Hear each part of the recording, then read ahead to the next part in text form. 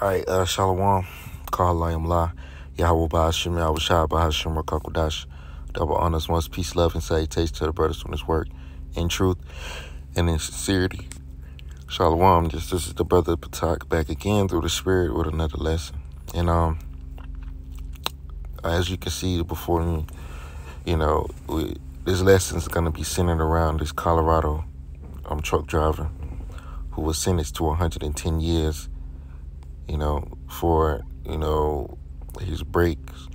His brakes had failed while he was going down the hill, and he caused a big wreck that killed 4 people, which most likely some of them had to be Edomites.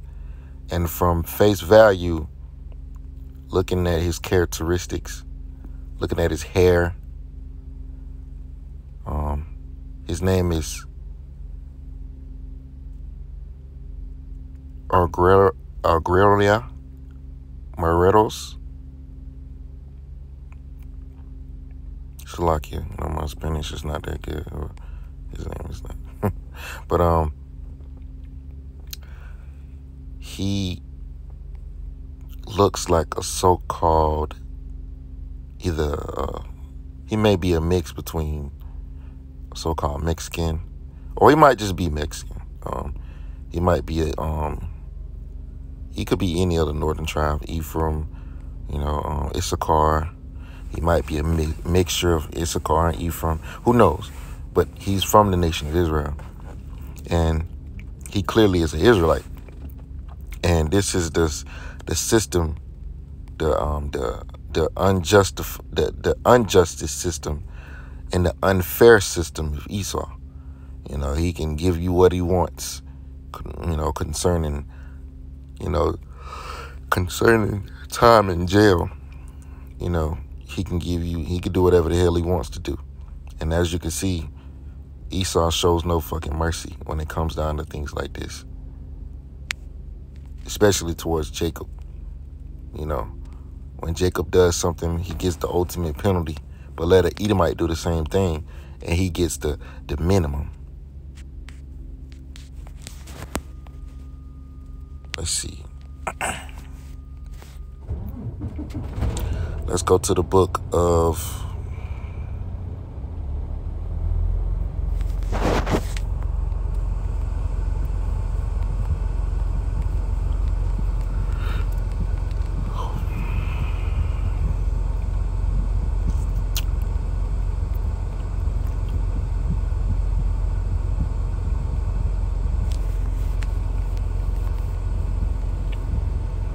Psalms. This is the book of Psalms, chapter 10. I'm going to get to the point, verse 5. It says, I'm going to start at 4. No, I'm going to start at 1. It says, Why standest thou afar off, O Yahweh? Why holdest thyself in times of trouble? The time of trouble is coming, which is going to come to us as a surprise to many Americans. But as for the men that believe in the name of Yahweh Ba'ashim Yahweh Shah, it's not going to be a surprise, because you expect it. So we want the Lord to be with us. And we say this all the time, man. We want the Lord to be with us, and the Lord will be with us in the time of trouble. Verse 2. The wicked in his pride doth persecute the poor. And this is a clear situation.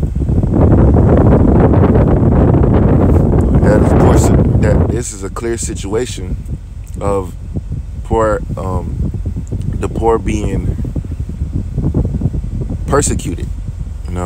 That man does not deserve 110 years for that situation, man. But this is what Esau does. He shows no mercy. Let them be taken in the devices that they have imagined. For the wicked boasteth of his heart's desire, and blesses the covetous, whom Yahweh abhorreth. The wicked, through the pride of his countenance, will not seek after God. God is not in all his thoughts. Because if these so-called Edomites were seeking after the Most High, then the laws that are in effect today would not be in effect. The justice system, the so-called judicial system, would actually do what it's supposed to do, but it does not.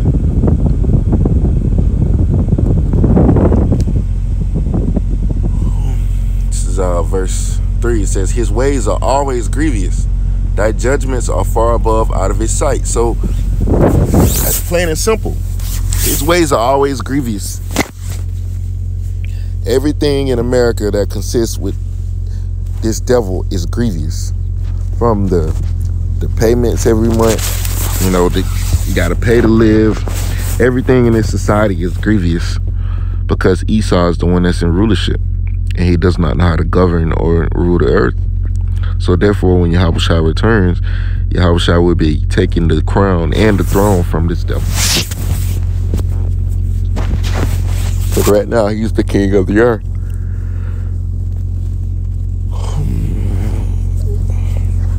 And Yahushua is the only one that's gonna take him down, not them slant-eyed gooks, man. So the ways of Esau are always grievous, and this is a very grievous situation right here. If you this young man, you know, regale. If you are regaled, then you're in a very grievous situation, because you caused the accident that took lives, and then, you know, some things you couldn't help. The brakes failing, and then causing a wreck and killing 4 people.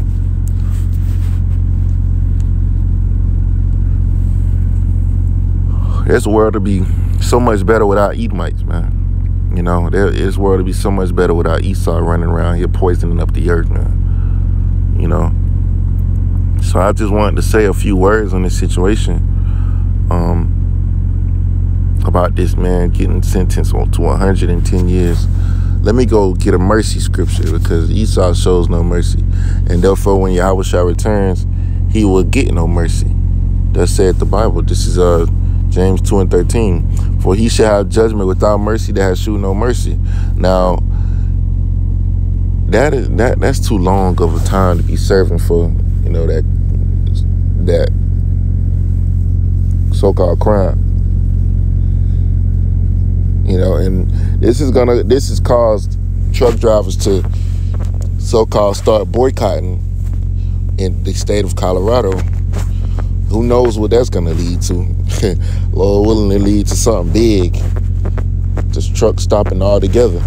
Because if these trucks stop rolling, these stores gonna get empty, man. People don't know how important, you know, truck drivers are. You know, they keep this world, this economy, and all of this moving. But yet, truck drivers really don't get no respect. Of course they don't. They don't even respect the police. People don't even respect the police. But they're gonna really appreciate, you know, the truck drivers when they go on strike and they stop doing what they doing, man. And then everybody hungry, wondering where all the food is at. Do you not know where the food comes from? But anyways, that's another lesson for another time. It's another topic for another time. Because they, like the scripture says, the famine of the word is coming. You know, it's going to be a famine of the word and a famine of food, like the scripture says.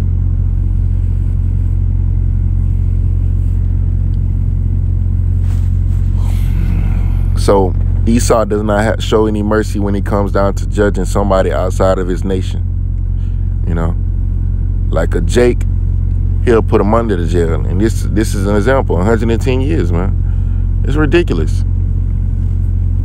It's fucking ridiculous, man. For this shit right here, 110 years. You might as well should have gave him life. That's exactly what he gonna have. That's what he got, life in prison. He's gonna die in there, man. Esau just leave him in a cage to rot, rather than just, you know, putting him to death. Who wants to live like that, man? In a fucking cage your whole goddamn life.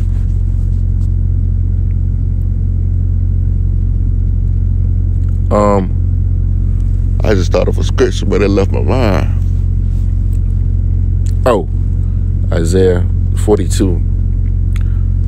Isaiah 42 and Verse 22, it says, but this is a people robbed and spoiled. They are all of them snared in holes, and they are hid in prison houses. They are for a prey and none delivered. Who can deliver that man from that sentence? I know they out there trying to, do something to help him get out, or trying to help him get, his sentence reduced. But hey, the Lord is in control of this, man. And the Lord is the only one that can overturn it. This is for a spoil and none said restore. So we not being delivered from the hands of this devil. He can do whatever the hell he want to do with us, man. Because we in this devil society, this is their kingdom, man. This is not our home. America's not our home. This is a place where they put us in slavery, man. Sold us on auctioning blocks. And you want to call this place home? This is not home. Our home is the land of Israel. But this just shows you the conditions that Jake is in. And that man finna, be snared in prison houses. So I ain't want to speak too long on this situation. I got the scriptures that I wanted to get. So with that, Lord willing, this is edifying, man. Hey, we almost out of here, man. Salvation is near. Salvation is really near, man. And we ain't got to worry about Esau and his cruelty towards the nation of Israel, which he's gonna pay for, thus saith the Lord. So with that, I'm gonna say shalom. Y'all, we give all praise and glory to Yahweh B'Hashem, Yahushua B'Hashem, Kakodash. Double honors, most peace, love, and salutations to the brothers doing this work in truth and sincerity. Shalom.